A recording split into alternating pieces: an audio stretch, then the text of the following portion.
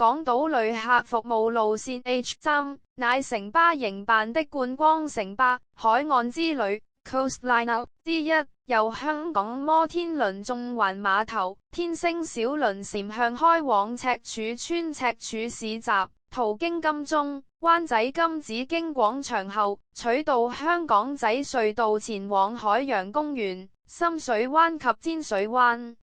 歷史：2024年下半年，海洋公園先後增添4隻大熊貓，香港政府由此拓展熊貓經濟網，推動旅遊，創造經濟收益。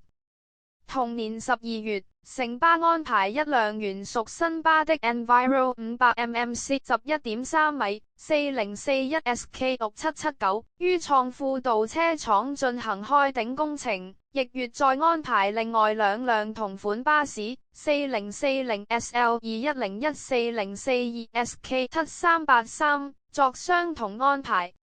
一如近期改動的車輛，該批車輛同樣採用半開篷式設計，為車頂設有全玻璃天幕，以及輪椅停泊位設有顯示屏直播車外風景。預計將會加入觀光城巴，並計劃行走南區的新觀光巴士路線。這批巴士為繼人力車觀光巴士起初營運後，再次使用11米巴士作開篷巴士。不同的是，當年的富豪奧林比安 VA51 至 VA55 為全開篷設計。2025年2月21日，城巴於海洋公園車龕舉行熊貓環海號揭幕儀式，宣布為配合盛會超級3月2條新路線海岸之旅 H3 及 H4 預計於3月17日啟航，並同時讓已換上新塗裝的49901 SK6779 和49902 SK7383 亮相，當中前者乃與海洋公園合作的主題巴士熊貓環海號，電牌新增阿拉伯文顯示，且新配有多隻大熊貓讓乘客考慮打卡。兩線最終開辦日期各原定延至2星期。啟航前夕，城巴安排記者試搭。明報報道 H3 線穿過香港仔隧道，能感受管道內的熱風，駛出隧道時涼風吹來豁然開朗。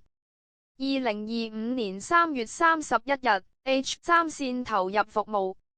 2025年12月20日，駛至赤柱村道南行後，改經東頭灣道及赤柱村道北行，改以赤柱村道赤柱警署站為終點，不入赤柱村道巴士總站，增停赤柱村道赤柱村及東頭環道赤柱監獄站。收費：全程收費49.7元用車。此路線使用5輛經改裝的 Enviro 500mm 11.3米49900至49904雙層半開篷巴士行走。受尖水環道及香島道路面夾窄影響，此路線只可使用上述車款行走。然而該款半開篷巴士車輛數目有限，因此稱該部分車輛未能提供服務時，配改用經改裝的 Enviro 512米59900至59902雙層半開篷巴士及 Enviro 500mm 12米59903至59911雙層半開篷巴士行走香港摩天輪中環碼頭、天星小輪至海洋公園一段，並於海洋公園互換用車繼續行程，或改用雙層空調巴士行走全程。